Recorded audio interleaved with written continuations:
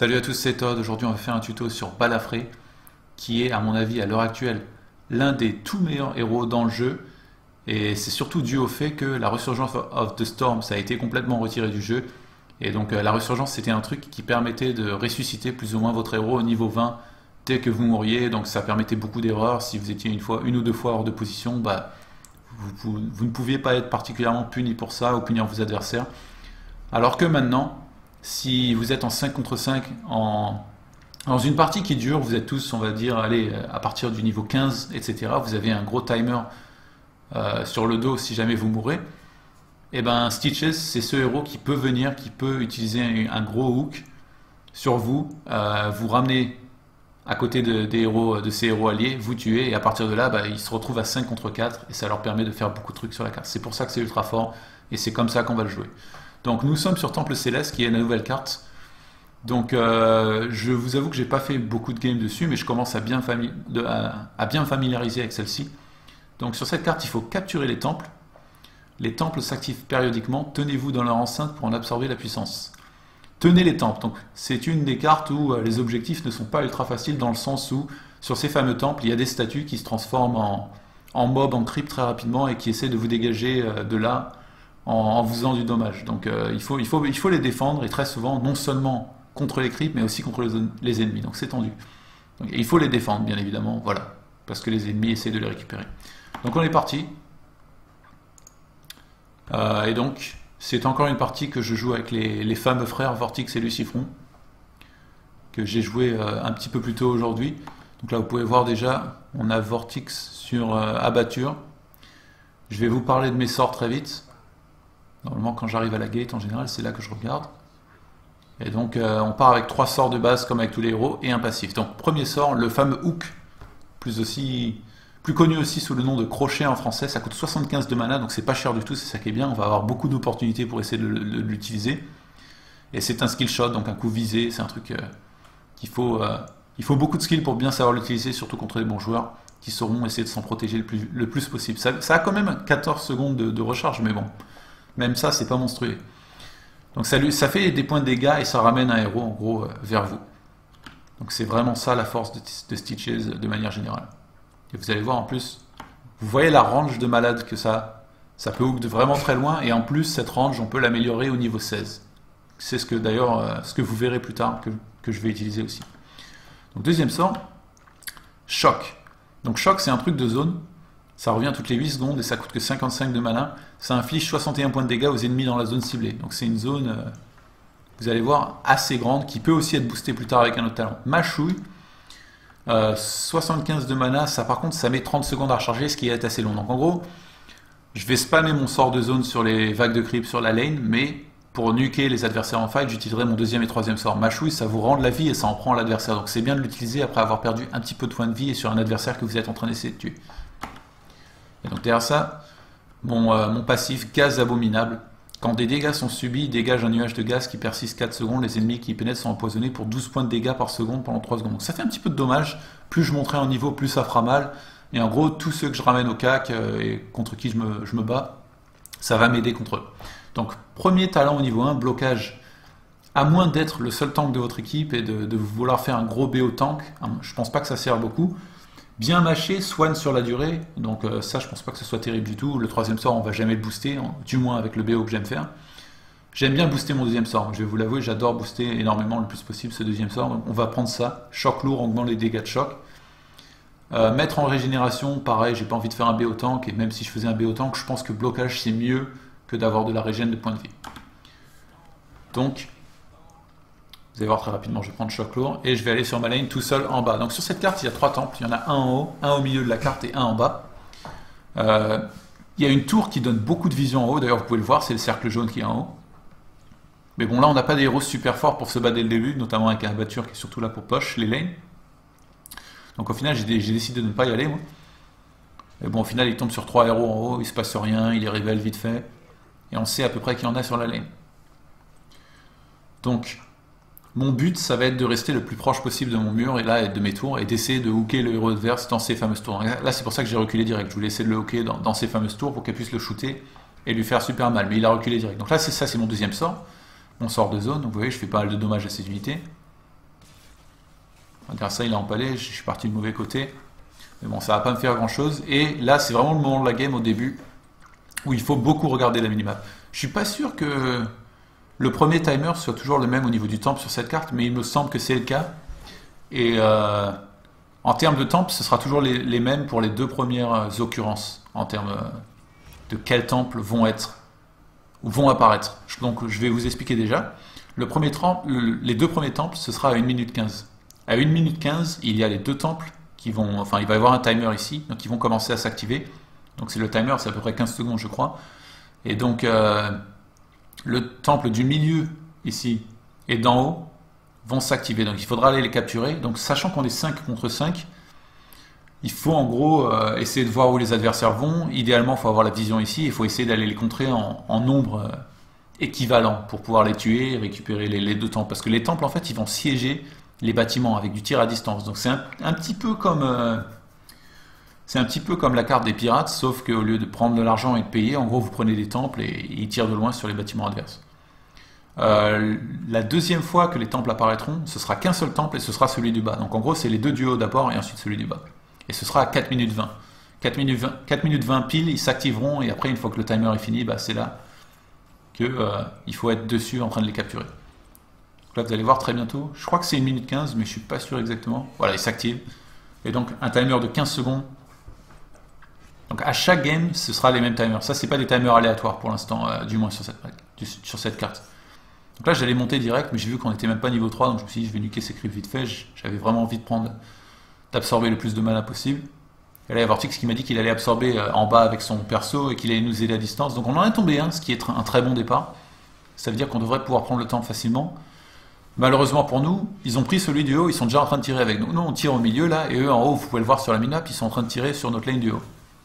Donc là, vu qu'on s'en sortait déjà bien sur ce temple ici déjà, un bon truc à faire, si jamais on sait que tous les adversaires sont sur un autre temple, c'est d'aller les attaquer et d'en laisser un seul ici pour défendre. Mais là, j'ai vu qu'il y en avait plus qui allaient arriver. On passe niveau 4 à ce moment-là. Donc là, soit amplifié en talent, ça peut être pas mal si je veux faire un BO heal et tank. Mais là, je vous ai dit que c'était pas le cas. J'ai pas besoin. Avec la compo qu'on a, et je pense pas en avoir besoin particulièrement. Supériorité, donc ça c'est nul sur ce héros. Hein. J'ai pas envie de tanker des creeps toute la game, ça sert à rien. Hachoir abominable, les attaques de base génèrent du gaz abominable, je pense vraiment pas que ce soit terrible ça non plus.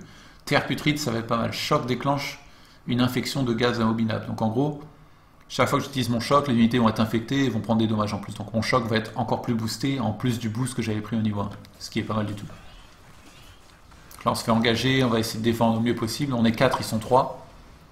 Donc plus ils se battent, plus dur ce sera pour eux. En plus là on n'est même pas qu'un, on est 5 parce qu'il y a abatture sur ma tête. Donc au final, on les tombe assez facilement. Lui, j'arrive à le hook. Et on va les chasser le plus loin possible. Et on va même le tomber lui aussi. Et pendant ce temps-là, voilà, on aura eu tous nos tirs. Eux, ils ont eu tous les leurs en haut, grâce à leur Kerrigan. Mais c'est pas grave, on est déjà loin devant en XP grâce à tous les héros qu'on a tués déjà. Donc là, vous voyez en plus mon sort de zone sur toute cette grosse vague de creep. Ça va vraiment aider à les faire tomber rapidement. Et là, le milieu, bah, on a déjà pété en fait le mur entier, le Moonwell qu'il y avait derrière. Et voilà, ça se passe plutôt bien pour nous. Donc là, ils ont voulu aller contest la vision à cette fameuse tour. Je leur ai dit non. Enfin, on leur a dit non. Je rate mon hook malheureusement. Si je l'avais eu, peut-être qu'on aurait pu le tuer. Mais je l'ai raté. Donc là, on est proche du niveau 7. Ça va être encore un autre talent, alors qu'eux ne sont que niveau 5. Donc là, je trouve que là, c'est un choix assez facile de manière générale. À moins que vous soyez en train de faire un build où vous boostez à mort votre troisième sort. Ce sera quasiment toujours le premier sort. Les attaques de base ralentissent les ennemis. Donc non seulement ça les empoisonne, mais en plus ça les ralentit maintenant, donc ça va être de mieux en mieux. Si jamais je joue aucun mec, je pourrais, même si je suis tout seul, je pourrais les faire super mal, peut-être le tuer. Gaz toxique, digestif et mâchon de choix, je pense pas que ce soit super. Donc je vais prendre ça à chaque fois. Donc là, le héros qui est avec moi sur la lane, c'est la Lily, qui est un healer très fort, qui a été beaucoup buff depuis la sortie de la bêta. Enfin, avec la sortie de la bêta, pas depuis.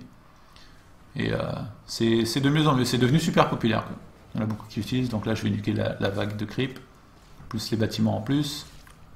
Je vois qu'il y a une opportunité pour faire mal, et là par contre regardez la minimap. Je vois qu'un seul héros, ça veut dire qu'il y en a 4 qui pourraient être en train de me sauter dessus, et en plus ils viennent de prendre le camp facile qui est juste au-dessus de moi. Donc là normalement le move c'est de reculer, il ne faut pas rester trop longtemps. Et là d'ailleurs ils me tombent dessus. Ils vont essayer de me tomber, j'évite l'empale. Je le mange un coup, vous voyez, j'ai récupéré de la vie de justesse, et grâce au bouclier de la voiture qui a aidé aussi un petit peu, je meurs pas. Je hook celui-là dans les tours, et voilà, on tombe derrière. Donc ça, c'est par contre, c'est ultra fort. Un truc super commun qui arrive avec Stitches, quand des héros essaient de vous tuer, et qu'ils sont en surnombre, c'est que vous vous échappez, vous arrivez jusqu'ici au mur, et une fois que vous êtes arrivé à côté de vos tours, vous vous retournez et vous balancez un hook. Ça, c'est super connu. Si jamais je suis en train de chasser un Stitches et qu'il arrive à reculer comme ça, et qu'il retourne à son mur, je m'attendrai toujours au hook et je ferai gaffe de ne pas me faire hooker, parce que c'est évident qu'il va essayer de hook. Donc vous me ferez savoir si ça vous dérange, si je dis beaucoup de noms en anglais et tout, parce que moi je vous avoue que d'habitude je joue en anglais. Là je mets le jeu vraiment en français que pour pouvoir tout vous expliquer en détail, vous lire le nom des sorts et tout. Mais je vous avoue que j'ai pas l'habitude, c'est pour ça que je dis hook et que je dis stitches.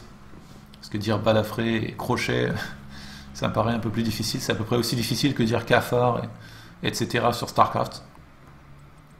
Donc là, souvenez-vous, 4 minutes 20, le temple du bas va bientôt s'activer. Et donc là, on commençait à se rapprocher du fameux niveau 10. Et voilà, 4 minutes 20, ça apparaît. On a 15 secondes pour se mettre dessus et le récupérer. Là par contre, c'est qu'un seul truc. Donc en gros, là, si vous êtes derrière, l'équipe adverse en termes d'expérience et tout, c'est super chaud de venir et de se battre. Donc là, notamment, ils sont 16, ils sont 10. S'ils viennent, on les explose. Donc là, niveau 10, Bill putride, ça répand une flaque de Bill qui ralentit. Donc en gros, ça c'est un truc, vous l'activez, vous courez un petit peu partout et vous mettez un truc dégueulasse derrière vous qui fera beaucoup de dommages aux adversaires. Mais c'est loin d'être aussi bien que Gavage. Gavage, en gros, vous mangez un adversaire pendant quelques secondes. Donc en gros, si jamais vous êtes là à la tour en haut à droite, vous pouvez hooker un héros d'ici qui serait là. Donc vous le hookez, il vient vers vous, vous le mangez, vous passez derrière les murs. Et une fois qu'il ressort de l'autre côté du mur, il est coincé. Il y a un mur ici, il meurt instantanément. Il y a des tours plus un fort qui le tirent dessus, il est mort. Donc ça, c'est ultra fort. Non seulement vous pouvez ramener les adversaires dans vos bâtiments à vous pour vous aider à les tuer, mais aussi vers votre équipe, plus ou moins, pour qu'ils les massacrent. C'est vraiment, vraiment fort, ça. D'ailleurs, là, c'est ce que j'ai essayé de faire. Et j'ai vu très vite que voilà, il y avait des trucs qui allaient me bloquer, notamment avec les petits scarabées, là. Donc j'ai attendu le reste de mon équipe. Et au final, je rate même mon hook, comme un noob. Mais bon, derrière ça, on est suffisamment pour les tomber assez vite. Comme je vous l'ai dit, un niveau 10 contre 7, il n'y a pas photo, quoi. Ils auraient même pas dû venir. C'était pas des joueurs ultra forts en face, donc ils ont pris très cher. Et derrière ça, on reprend le temple. Et ça veut dire qu'on va tirer encore plus fort. Enfin, on va tirer encore plus fort. On va être les seuls à tirer avec ce temple sur les bâtiments ennemis. On va en tomber encore plus. On va améliorer le lead qu'on avait déjà. Vous voyez, là, le temple tombe super vite. Donc ce qu'il faut savoir, c'est que là, vous voyez, par contre, les boulets de canon qui sont tirés, il y a tous ceux-là qui vont, enfin les boulets de canon, les lasers, quoi. Cette map me fait un petit peu penser à Stargate SG1, je pense que vous serez d'accord avec notamment les pharaons et tout ici. Donc voilà, ça c'est tous les lasers qui vont être tirés. Les 4 derniers, ils sont ultra puissants, ça tire super vite et ils sont ultra forts. Donc les 4 derniers, si jamais vous savez que voilà, quelqu'un est en train d'utiliser ce temple pour tirer des gros coups de laser, mais qu'ils sont loin d'être arrivés à cela, ça vaut largement la peine de venir se battre contre eux, essayer de les tuer et récupérer ces 4 derniers, parce que ces 4 derniers font vraiment mal. Là, vous voyez, ça a presque tout tiré. On est presque arrivé au 4 dernier. Lui, il est resté avec moi pour m'aider. Pendant ce temps-là, ils sont allés au milieu pour absorber l'expérience. Et là, ça va être les 4 derniers. Vous allez voir, c'est rapide. Je regardais ici, je sais pas pourquoi, ça a tiré au milieu à la place. Donc là, vu que j'étais en train de regarder autre part, quand vous faites un boss ou quoi, il faut toujours regarder le boss en général. Il faut éviter de regarder autre part parce que sinon, vous allez vous prendre des stuns et des routes et vous allez prendre très cher. Et là, c'est ce qui m'est arrivé. Donc le deuxième, je l'évite au moins. Et donc là, on va récupérer ce boss pour pouvoir push avec. Et donc le prochain talent, ce sera au niveau 13 et ensuite au niveau 16. Donc là, on se regroupe un petit peu au milieu. J'essaie de trouver un adversaire à hooker peut-être. Je pensais qu'il pouvait y avoir quelqu'un dans ce buisson. J'ai tenté, mais il n'y avait personne. Et derrière ça, je vais aller chercher la vision en haut.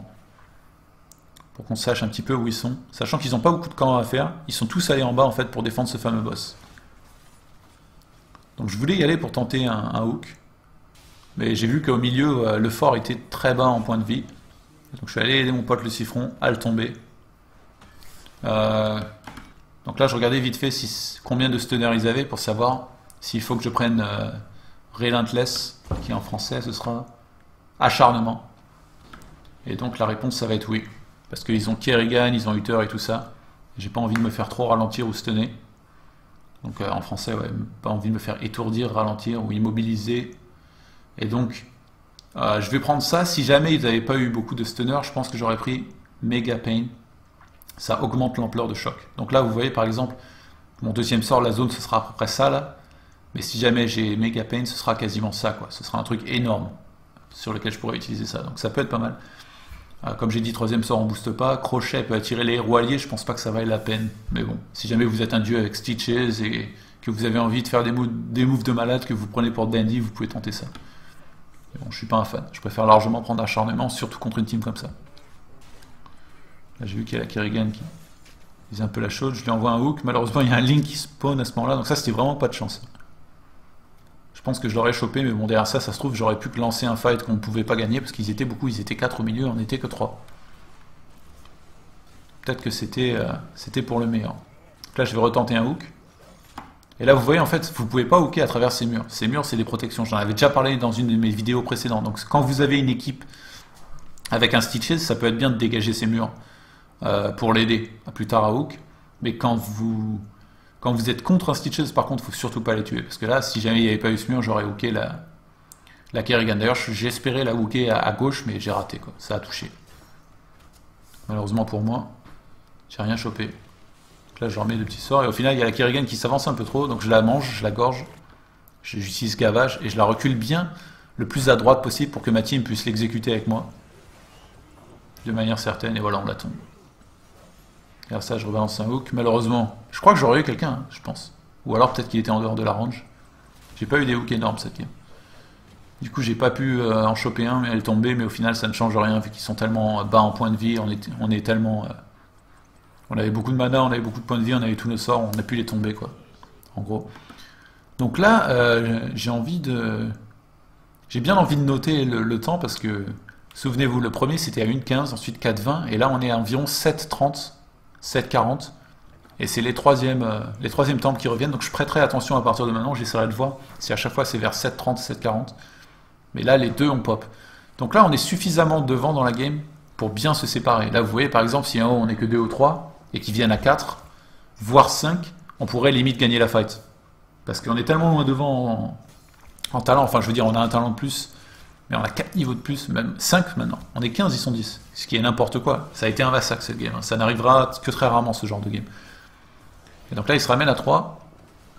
J'évite le premier en pâle. Donc là, ouais, il va nous falloir des renforts. Je sais pas pourquoi ils restaient en bas tous. Et au final, je m'échappe de justesse. C'était chaud. Là, je pensais pendant un moment que j'allais mourir.